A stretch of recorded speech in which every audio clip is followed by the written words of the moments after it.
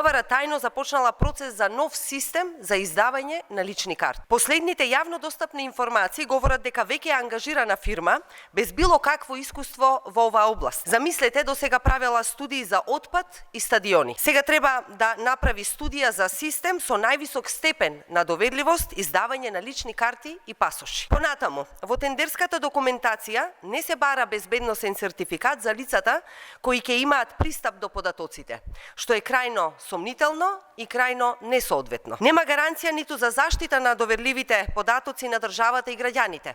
Зошто?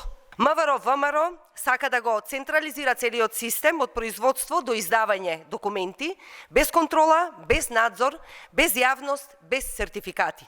Се поставува прашањето дали ова значи дека повторно се подготвуваат сценаријата како од времето на Никола Груевски, кога МВР масовно издаваше незаконски лични карти и спроведуваше незаконско гласање. Бараме итни одговори од министерот Тошковски. Зошто се ангажира фирма без релевантно искуство и без безбедносен сертификат? Кој може да гарантира дека нема да има масовно издавање нови документи непосредно пред изборите и злоупотреби? СДСМ, почитувани, ќе остане буден чувар на јавниот интерес и на слободната волја на граѓаните.